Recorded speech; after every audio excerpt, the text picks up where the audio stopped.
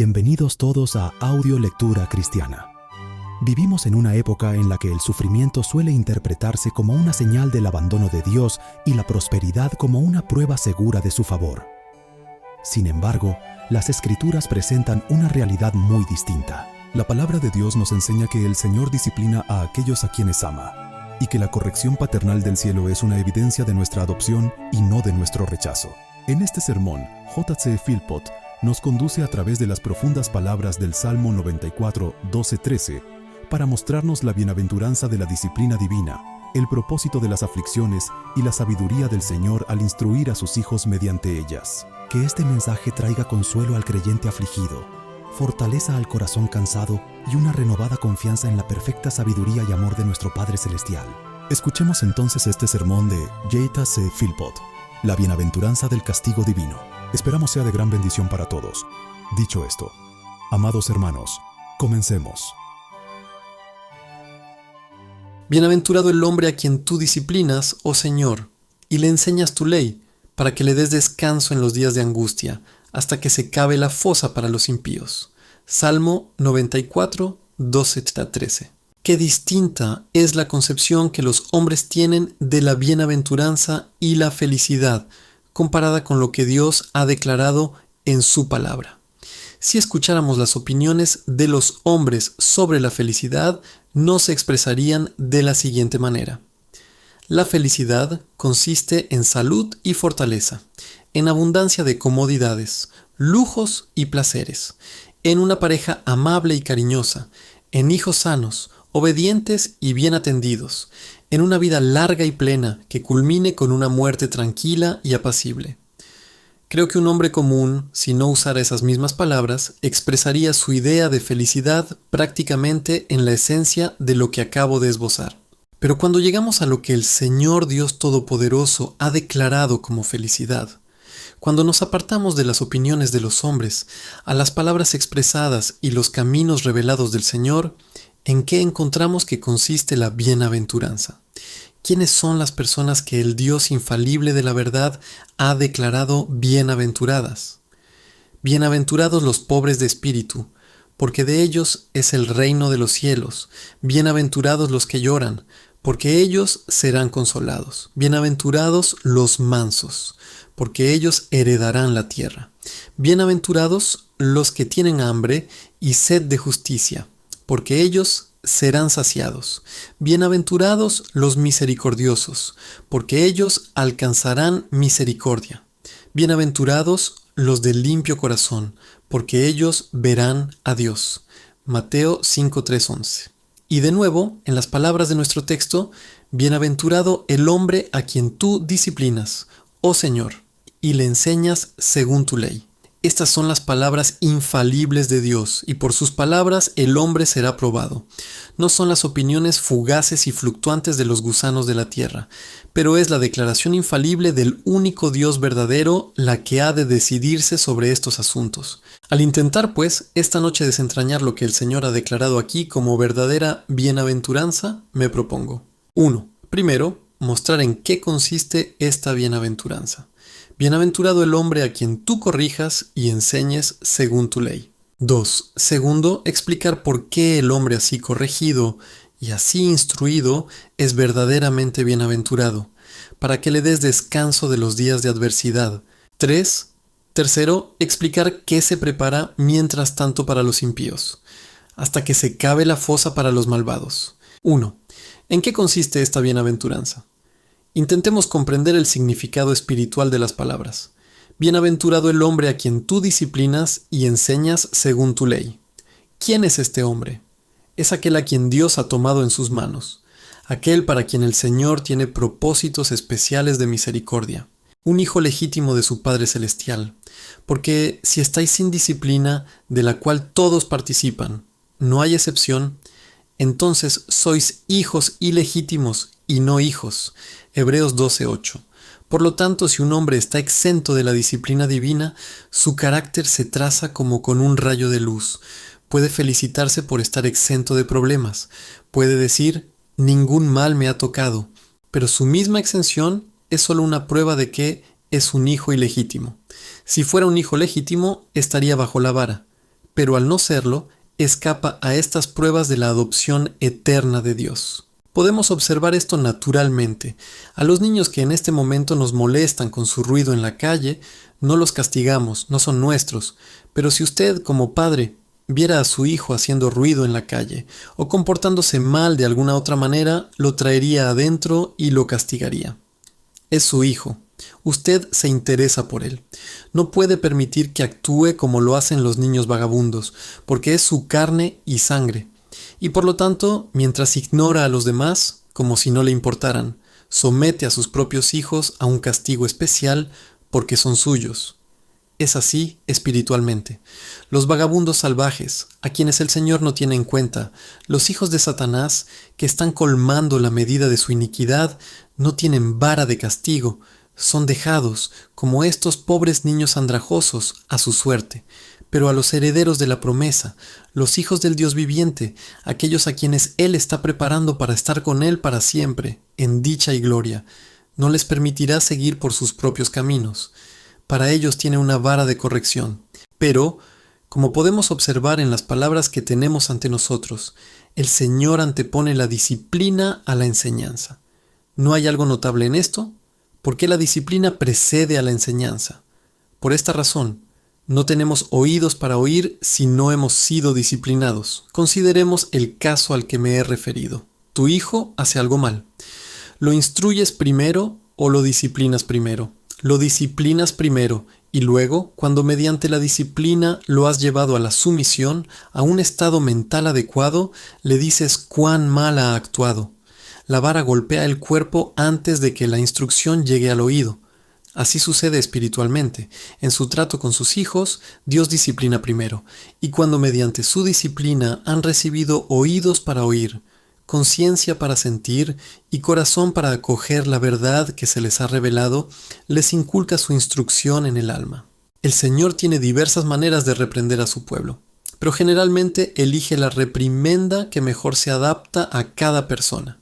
Lo que para ti sería una gran reprimenda, para mí podría no serlo, y lo que para mí sería un castigo severo, para ti podría no serlo.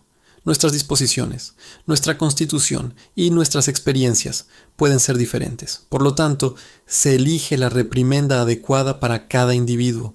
Es como si el Señor tuviera en su guarida celestial varias varas de distintos tamaños, y saca la vara que mejor se adapta al niño que va a reprender, aplicándola en la medida, el momento y la forma precisos que le corresponden. Y aquí se manifiesta claramente la sabiduría de Dios. 1. El Señor, por ejemplo, considera oportuno disciplinar a algunos en el cuerpo. Esto lo encontramos en las Escrituras. En el libro de Job, en particular, se menciona: ¿o puede un hombre ser disciplinado en un lecho de dolor, con constante angustia en sus huesos, de tal manera que su ser mismo encuentra repulsivo el alimento y su alma aborrece la comida más exquisita?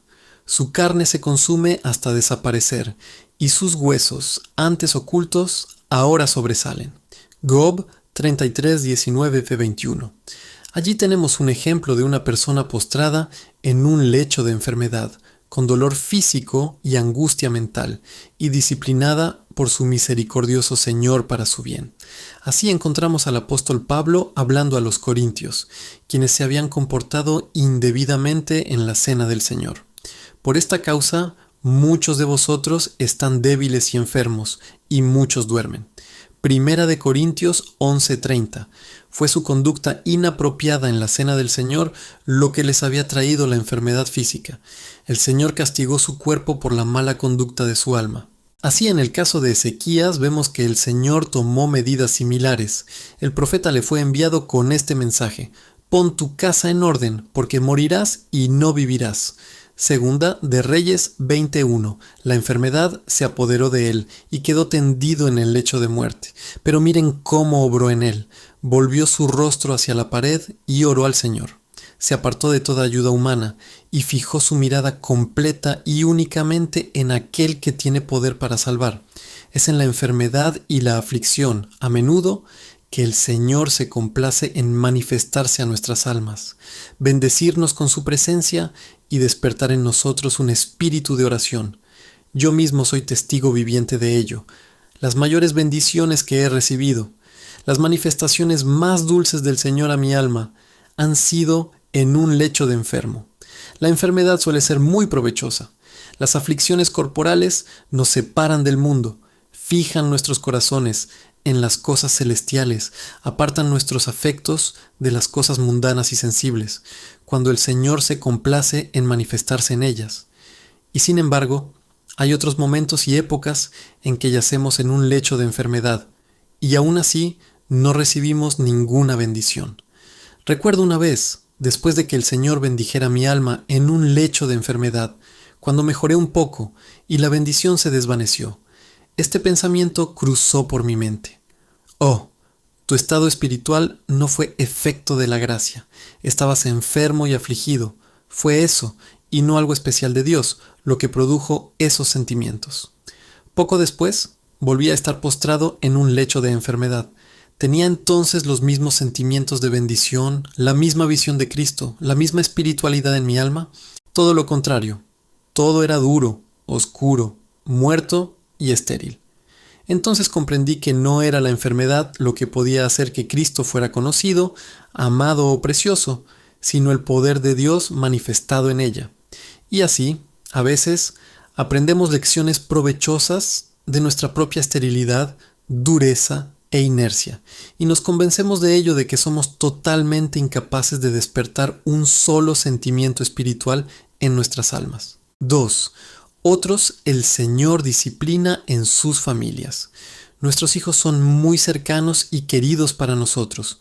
Son nuestra propia carne y sangre y tocan nuestros sentimientos más tiernos.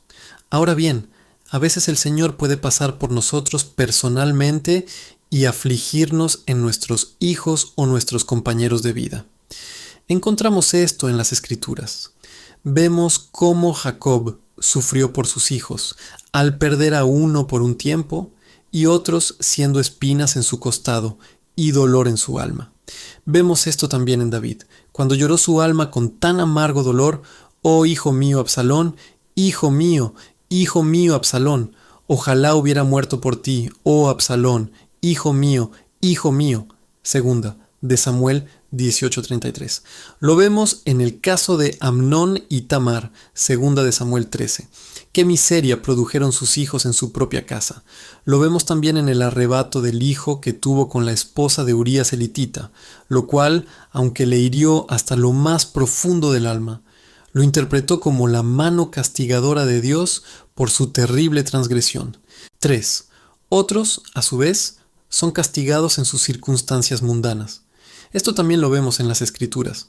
Consideremos a Job, un hombre que en riqueza superaba a todos los hombres de Oriente. Pero ¿cómo? En un instante todo se desvaneció. Sus rebaños, sus manadas y todas sus posesiones le fueron arrebatadas de un golpe. Los impíos no ven la mano de Dios en estas cosas. Para ellos todo es casualidad o una desafortunada especulación que no tuvo éxito. Pero cuando los hijos de Dios se involucran en especulaciones o invierten su dinero en empresas poco rentables, cuando sobreviene un revés, la especulación resulta un fracaso y el dinero se pierde. Es una bendición para ellos recibirlo como un castigo divino. Entonces, sus ojos son ungidos con colirio para que vean que es un castigo merecido, y aunque les duele aún más, lo reciben como del Señor y se someten a Él como una muestra de misericordia, no de ira. 4. A otros, diría yo, en su justa medida, el Señor los aflige espiritualmente, en sus almas. Lo que he tratado hasta ahora son meras aflicciones externas, aflicciones del cuerpo, de la familia y de las circunstancias. Todas estas son disposiciones de Dios y deben considerarse como tales, y cuando se las considera así, obran juntas en el alma para bien. No deben dejarse de lado. No debemos decir, la mano de Dios no está en ellos, todo es casualidad. Nada le llega a un hijo de Dios por casualidad o azar. Todo procede de Dios y todo se distribuye con medida y para propósitos específicos. Si el Señor toca nuestros cuerpos, es para nuestro bien espiritual. Si trae aflicción a través de nuestros hijos, es para nuestro bien espiritual. Si nos aflige en nuestras circunstancias, es para nuestro bien espiritual. Cuando el ojo se abre para ver, el oído para oír, el corazón para creer y la conciencia se vuelve sensible para sentir, sabemos y confesamos que estas cosas son enviadas por Dios. Aquí radica la diferencia entre un creyente y un incrédulo. La incredulidad dice es casualidad, pues la incredulidad no ve la mano de Dios en nada. La fe dice es el Señor, pues la fe ve la mano de Dios en todo. Ahora bien, aunque algunos puedan escapar de estas tribulaciones externas, hay aflicciones espirituales que no podemos ni debemos escapar. Si escapamos de ellas, ay de nosotros. Solo estamos firmando nuestra sentencia de muerte, solo proclamando en voz alta, somos hijos ilegítimos. Si somos hijos de Dios, tendremos aflicciones espirituales, y éstas consistirán, proporcionalmente a la luz y la vida en la conciencia, en dolorosas convicciones de culpa, en profundo arrepentimiento y dolor del alma a causa de nuestras recaídas, en el descubrimiento de nuestros malos caminos y acciones torcidas, en tristeza por las muchas cosas que hemos hecho de las cuales la conciencia da testimonio como pecado, la negación de respuestas a nuestras oraciones, el cierre del trono de la gracia a nuestros clamores, la oscuridad de la mente bajo la cual trabajamos, los pensamientos apremiantes que podemos tener a veces acerca de nuestro estado o los tratos de Dios con nuestras almas, la incapacidad de cultivar la fe, la esperanza y el amor en nuestros corazones debe considerarse como un castigo. ¿No es así de natural? Tu hijo ha hecho algo mal y te ha disgustado. ¿Lo miras ahora con la misma amabilidad que antes? No, lo mantienes a distancia. No le dejas comer contigo hoy, le reduces la comida, lo mandas a la cama temprano y a oscuras, y si no lo regañas con firmeza, manifiestas tu disgusto con tu semblante reservado y tu mirada seria. No lo tomas en tus rodillas, ni lo abrazas como a sus hermanos, sino que lo mandas a la cama sin un beso. ¿Qué son todas estas sino señales de tu disgusto para el niño? Son castigos, y si el niño es sensible, se irá a la cama llorando porque su padre o madre está disgustado con él, pues sabe que él mismo se ha buscado ese disgusto. Así es espiritualmente. El Señor nos trata como un padre a sus hijos. No nos sonríe, no nos besa, no nos habla con amabilidad, ni nos mira con la misma mirada de favor y amor de antaño. Y al parecer, no nos escucha cuando lo llamamos. De manera similar, le enseñas a tu hijo tu disgusto. Cuando te muestras reservado y lo mantienes a distancia, él sabe la razón y percibe esa reserva como una señal de tu desagrado. Así sucede con Dios. Cuando niega respuestas a nuestras oraciones, cuando nos niega su misericordia manifiesta, cuando nos deja sumidos en sentimientos de miseria, desánimo y tristeza, todo esto son castigos y debemos recibirlos como tales. Y cuando se reciben así, obran buenos efectos en el alma, pues producen sumisión, resignación, quietud, mansedumbre y humildad. De estas y otras diversas maneras, de las cuales no bastaría con mencionar la 10ª. Dios disciplina a su pueblo. El Señor disciplina a quienes ama, y bienaventurado el hombre a quien Él disciplina. Muchos sufren, pero pocos son disciplinados.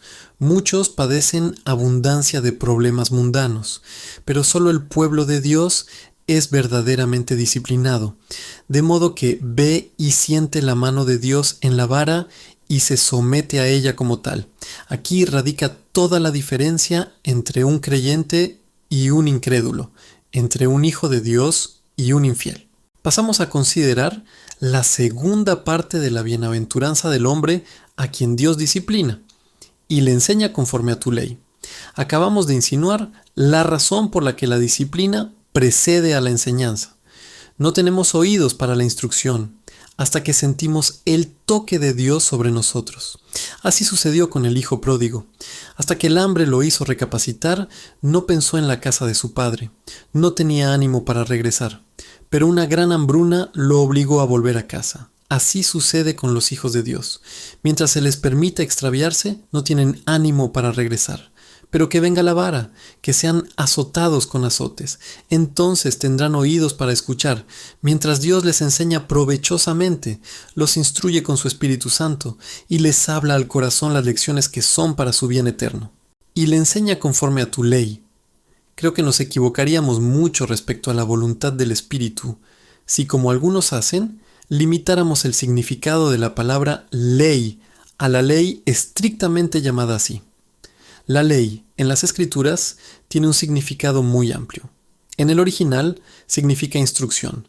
La palabra es Torá, que significa enseñanza o dirección. Y como la ley, dada por Moisés, fue la gran instrucción que Dios dio a los hijos de Israel en su santidad y pureza, la palabra Torá, o instrucción, quedó fijada de manera precisa a la ley dada en el Sinaí. Pero la palabra en sí tiene un significado mucho más elevado, que significa instrucción en general. Y así, encontramos en el Nuevo Testamento que la palabra ley no se limita a la ley de Moisés dada entre truenos y relámpagos en el monte Sinaí. Por ejemplo, leemos acerca de la ley del Espíritu de vida en Cristo Jesús, que me ha librado de la ley del pecado y de la muerte. Romanos 8:2. La ley del Espíritu de vida. Allí mencionada no se refiere a la ley dada en el monte Sinaí. Además, el que mira atentamente la ley perfecta de la libertad y persevera en ella, no olvidadizo oidor, sino hacedor de la obra, este será bienaventurado en lo que hace. Santiago 1:25. La ley perfecta de la libertad no se refiere ni puede referirse a la ley dada en el monte Sinaí. Se refiere al Evangelio de Jesucristo, la instrucción, la Torá, que el Espíritu ha dado del Señor Jesús, y por eso se llama la ley perfecta de la libertad. Así pues, en el Antiguo Testamento, oh, cuánto amo tu ley, en ella medito todo el día. Salmo 119:97. David no meditaba todo el día en las palabras dadas en el monte Sinaí. No estaba completamente consumido por el terror al meditar en la severidad y la santidad de Dios reveladas en esa ley, sino que miraba al Evangelio y en esa ley se deleitaba todo el día al contemplar en ella las glorias del Cordero. Así pues, en nuestro texto, cuando dice, «Bienaventurado el hombre a quien tú disciplinas, oh Señor, y le enseñas conforme a tu ley», se refiere, en primer lugar, a la ley en sentido estricto, como revelación de la pureza, santidad y perfección de Dios. Pero no debemos limitarla, como hacen algunos, a la ley específicamente llamada así. Bienaventurado, pues, aquel a quien Dios enseña conforme a su ley, es decir, a quien acerca aquello que la ley revela y lo sella en su corazón. La ley es una manifestación de la pureza, santidad, justicia, majestad, grandeza y gloria de Dios, y fue dada en el monte Sinaí entre truenos, relámpagos y terremotos, para mostrar la majestad de Dios. Ahora bien, el Señor, en primer lugar, enseña a su pueblo mostrándoles, mediante la ley, su pureza, santidad, majestad, la perfección de su carácter, su indignación contra el pecado y su ira contra los pecadores, y todo sentimiento de culpa producido por una manifestación de la pureza, el afecto, la rectitud, la justicia, la ira, la indignación de Dios contra el pecado y la terrible venganza que arde hasta lo más profundo del infierno. Toda convicción y todo sentimiento de este tipo es una enseñanza de su ley. Pero hay algunas almas vivientes a quienes Dios ha enseñado y sigue enseñando de su ley, que por no haberles sido aplicadas ciertas palabras de la ley a su corazón, están llenas de temor de no haber tenido jamás la sentencia de la ley escrita en su conciencia. Pero hay una señal, sino más, que nos permite saber si alguna vez hemos experimentado la aplicación estricta de la ley a nuestra conciencia. ¿Cuál es esta señal? La ley impulsa la esclavitud, es decir, genera o produce esclavitud en el alma. Ahora bien, puede que algunos aquí esta noche digan, no recuerdo haber tenido nunca palabras concretas aplicadas a mi conciencia, como maldito todo aquel que no permanece en todas las cosas que están escritas en el libro de la ley para cumplirlas. Pero veamos si, al someter su experiencia a la palabra de Dios, no pueden descubrir que han experimentado aquello que a veces temen no haber experimentado. ¿Nunca han sentido esclavitud? ¿Nunca han estado encerrados en su alma, incapaces de expresarse? ¿Nunca han tenido un temor servil a Dios? ¿Nunca se han sentido como atados con grilletes de hierro y han sentido que solo el poderoso poder de Dios entrando en su alma podría liberarlos? ¿Nunca han tenido un temor servil a la muerte? Leemos que algunos vivieron con este temor durante toda su vida. ¿Acaso no temisteis a la muerte cuando el cólera se extendía? ¿No temisteis que esa terrible plaga entrara por vuestra puerta y os azotara? ¿Acaso no elevasteis a Dios ningún gemido ni suspiro por el miedo que os producía? ¿Qué es esto sino esclavitud? ¿Y qué trae la esclavitud sino la ley? No la letra, sino el espíritu de la ley, porque trae, es decir, genera, como un padre, en el alma, lo que la letra muerta e inerte no puede hacer, un espíritu de esclavitud. Si has sentido esta esclavitud, este temor, estas dudas, estas cadenas y grilletes que tus pecados han enroscado alrededor de tu cuello, entonces has sido instruido fuera de la ley. Sí, has sentido la ley, pues ha producido un espíritu de esclavitud en tu alma. Veamos si no podemos encontrar otra señal. Es esta. Por la ley viene el conocimiento del pecado. ¿Tienes algún conocimiento del pecado? ¿Has sentido alguna vez los pecados de tu corazón malvado? ¿Has visto alguna vez la pureza y la perfección de Jehová? ¿Y sentido la justicia de Dios en su santa ley? ¿Sientes alguna vez que si Dios hubiera condenado tu alma a la condenación eterna, sería justo, que te lo merecías y que te lo habías buscado? ¿Puedes decir que sería justo al condenarte al infierno más profundo? Si has sentido esto, has sido instruido por la ley de Dios, porque por la ley viene el conocimiento del pecado. Pero pasemos a considerar la ley desde una perspectiva diferente. La ley, como ya he mencionado, no se refiere simplemente a la ley en el sentido estricto de la sentencia de condenación, sino que también incluye el Evangelio del Señor Jesucristo. La ley perfecta de la libertad, la ley del Espíritu de vida en Cristo Jesús. Esa ley que estaba en el corazón del Redentor cuando dijo: «Vengo a hacer tu voluntad, oh Dios, sí, tu ley está en mi corazón». Ahora bien, así como el Señor enseña a sus hijos a partir de la ley, estrictamente hablando, también les enseña a partir del Evangelio. Y a mi parecer, hay algo sumamente dulce y expresivo en las palabras «a partir de la ley». Me parece que transmite no solo que la ley es un tesoro de ira, sino que el Evangelio también es un tesoro de misericordia. Y así como a quienes conocen la mayor parte de la ley, solo se les enseña a partir de la ley, y no toda la ley, solo unas gotas, por así decirlo, de la ira inagotable de Dios.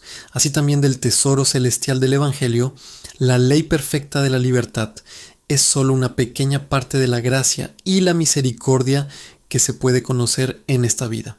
Como Cristo dijo a sus discípulos al prometerles el Espíritu: «Tomará de lo mío y os lo mostrará». Juan 16:15. No puede tomar todo y mostrárselo, porque nadie podría vivir bajo su mirada. El Espíritu, por lo tanto, toma de las cosas de Cristo y muestra aquí y allá un poco. Alguna bienaventuranza aquí y allá. Una promesa apropiada, un testimonio de gracia, un texto reconfortante, una palabra alentadora, la visión de la sangre redentora, una sonrisa de su rostro, una visión de su persona, el descubrimiento de su justicia o un atisbo de su amor. Esto es tomar de las cosas de Cristo y revelarlas al alma. Y así, al hombre a quien el Señor toma de la mano, enseña a partir del Evangelio, dando a conocer a Cristo experimentalmente y revelando su amor redentor. Y así enseña a todos y cada uno a partir de su ley, tanto la ley del Sinaí como la ley de Sión. Pero observe la conexión entre la disciplina y la enseñanza. Esto es lo que deseo enfatizarles. Supongamos que usted está en un estado mental carnal. Digamos que es un hombre de negocios, que ha hecho un buen golpe hoy, que ha obtenido algo que ha complacido maravillosamente su corazón codicioso, que se ha dejado llevar por algún proyecto mundano. pero ha venido a la capilla esta noche. ¿Está usted en un estado adecuado para escuchar la palabra de Dios? ¿Está el Señor a punto de enseñarle ahora el Evangelio? Usted no es el hombre, ni su alma está en un estado adecuado para recibirlo. Pero supongamos lo contrario. Digamos que el Señor lo ha estado disciplinando severamente últimamente, que se está recuperando de una enfermedad dolorosa, que ha perdido un hijo, que ha tenido una aflicción en su familia, que algo difícil ha sucedido hoy, ayer o la semana pasada en sus circunstancias mundanas, o que el Señor ha puesto su mano y ha obrado más poderosamente en su alma que en los últimos meses. Has estado destrozado por tus convicciones, has sentido tus recaídas y apenas podías soportar arrastrarte hasta la capilla, por temor a escuchar tu propia condena. Eres precisamente a quien Dios está disciplinando para enseñarle su ley. Antes no estabas en condiciones de escuchar. Pensabas en lo tedioso que era el pastor y te preguntabas cuándo terminaría el sermón. Tu mente estaba llena de pensamientos errantes o criticabas todo lo que oías, pero ahora tienes oídos para oír, un suspiro y un clamor en tu corazón, y labios que se abren al llegar a la capilla, y al gemir tu súplica antes de entrar, dices, oh Señor, ¿me hablarás una sola palabra esta noche? ¿Me mirarás con bondad a este pobre y vil pecador apóstata? Manifiéstate a mí. Esta es la enseñanza que sigue a la disciplina. Primero debes ser disciplinado. Primero debes recobrar el sentido, tener un corazón que sienta, recibir muchos azotes para que tus pies errantes vuelvan a los caminos de la justicia. Y entonces el Evangelio es para ti. Las promesas de misericordia, las dulces invitaciones, el perdón de Dios y todas las bendiciones que el Evangelio encierra son para aquellos a quienes el Señor humilla y disciplina. Esta es la razón por la que hoy en día hay tantos antinomianos endurecidos, tantos profesores de doctrina secos y rígidos, cuyas vidas, conducta y conversación deshonran el nombre que profesan. Esto se debe a que no han sido disciplinados, y esto los convierte en los enemigos más acérrimos de la verdadera verdad experimental, y de quienes hablan desde la plenitud de un corazón creyente y ejercitado.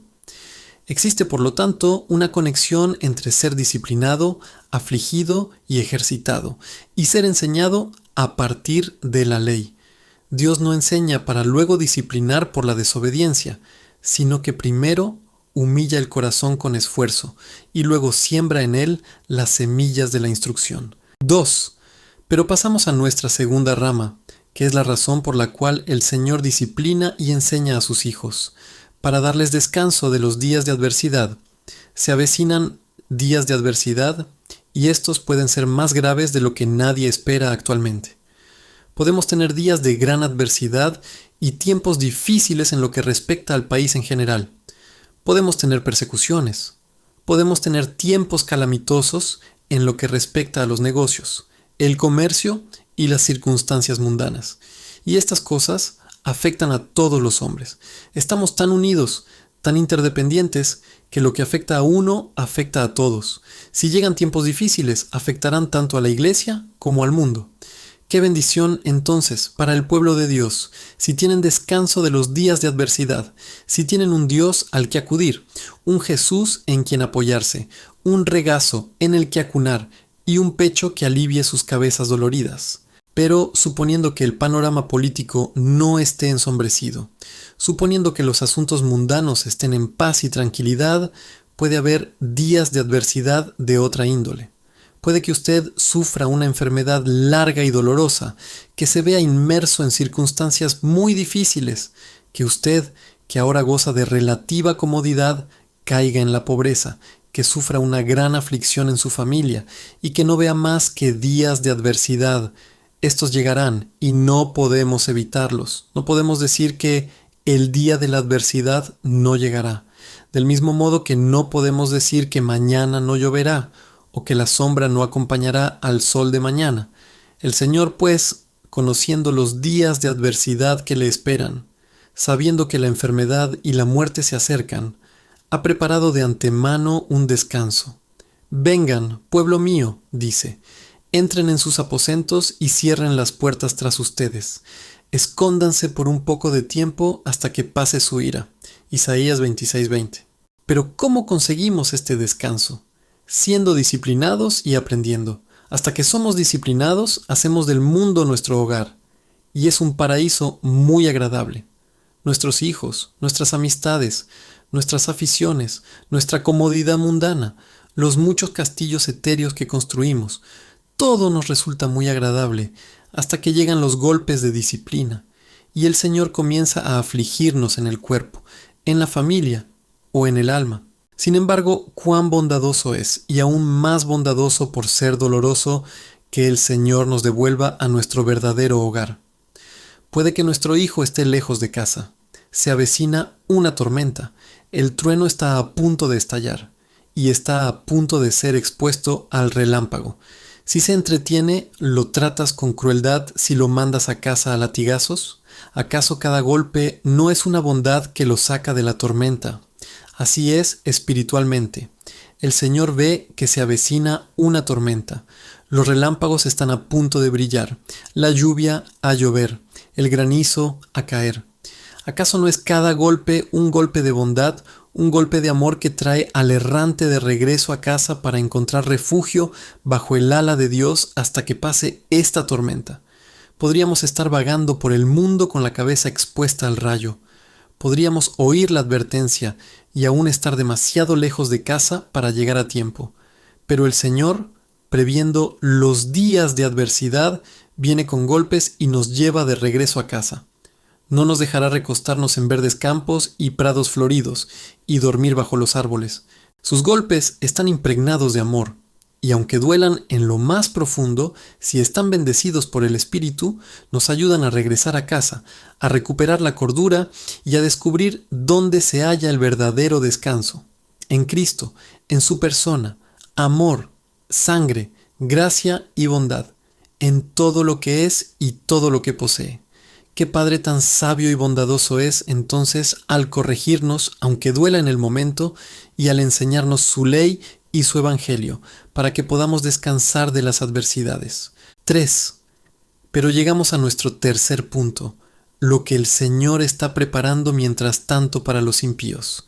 No hay castigo para ellos, no hay enseñanza para ellos, no se les prepara un descanso, ni se les prepara para el descanso.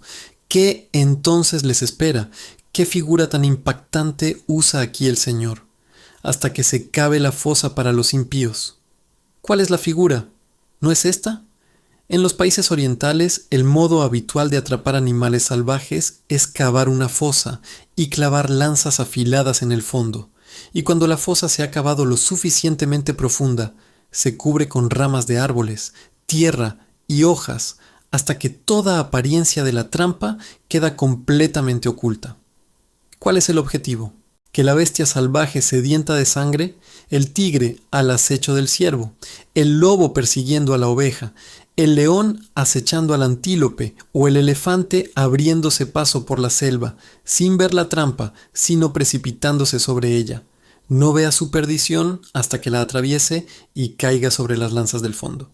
¡Qué figura tan impactante! Aquí están los impíos, absortos en sus propósitos, acechando el mal como el lobo tras la oveja, o el tigre tras el ciervo, pensando solo en algún beneficio mundano, algún plan codicioso, algún plan lujurioso, algo en lo que la mente carnal se deleita, pero siguen adelante sin ver ningún peligro hasta que llega el momento en que, como dice Job, descienden a las rejas del pozo. El Señor se ha complacido en ocultarles su destino. El pozo está cubierto de hojas de árboles, hierba y tierra. La misma apariencia del pozo estaba oculta a las bestias salvajes. Nunca lo supieron hasta que cayeron en él y quedaron atrapadas. Así sucede con los malvados, tanto con los que profesan la fe como con los profanos. No hay temor de Dios, no se fijan en sus pasos, no claman para ser guiados, no oran para que les muestren el camino. No se detienen, no vuelven atrás, siguen adelante, descuidadamente, despreocupadamente, imprudentemente, persiguiendo algún objeto amado, siguen adelante, hasta que en un instante se ven sumergidos eterna e irrevocablemente en el abismo. Hay muchos así, tanto en la iglesia que profesa la fe como en el mundo impío. El Señor ve lo que son y dónde están, sabe dónde está el pozo, en qué parte del bosque, en qué lugar de la selva. Dios conoce sus pasos, los ve apresurándose, apresurándose. Todo está preparado para ellos. El Señor no les advierte, no les avisa del peligro, no les enseña, ni les reprende, ni les azota. Se les deja a su suerte para que colmen la medida de su iniquidad, hasta que se acerquen al pozo que les han cavado, y entonces se hunden hasta el fondo. Esto jamás sucederá con los justos. Ellos son advertidos, cuidan de sus caminos. El Señor los disciplina con anticipación, les enseña su ley, les revela su pureza y santidad, y les muestra también el refugio que les ha preparado en el amor y la sangre del Cordero. Así, en los días de adversidad encuentran un solemne descanso en el seno de Dios, en su fidelidad y amor incondicionales. Ahora bien, ¿tomas en serio estas cosas? ¿Cómo has venido a la capilla esta noche? ¿Qué ha hecho Dios por tu alma? ¿Te ha traído aquí la curiosidad o algún otro motivo? ¿O vienes con la esperanza de escuchar algo que te haga bien y sea espiritual y duraderamente provechoso? ¿Has encontrado algo dicho esta noche que sea adecuado a tu caso y estado? Puedes encontrar, al mirar hacia atrás en los tratos de Dios contigo, en providencia o gracia, que te ha estado disciplinando. Fijad vuestros ojos, vosotros que deseáis temer a Dios, en esta señal, decidos a vosotros mismos. Señor, he sido disciplinado por ti. ¿Puedo ver en mis diversas aflicciones la mano de Dios? ¿Han hecho bien a mi alma? ¿Han sido una voz que habla a mi corazón? ¿Han producido en mí frutos de santidad? Puedo decir, Señor, bienaventurado el hombre a quien tú disciplinas. Y yo soy ese hombre. Si es así, no sois los malvados. Dios no está cavando una fosa para vosotros. Él te está disciplinando antes de los tiempos para que puedas darte descanso de los días de adversidad. Tienes un Dios al que acudir y un pecho bendito en el que apoyarte cuando lleguen los días de adversidad y los malvados caigan de cabeza al abismo. Amén. Muchas gracias por escuchar Audio Lectura Cristiana. El Señor les bendiga, amados hermanos. Hasta la próxima.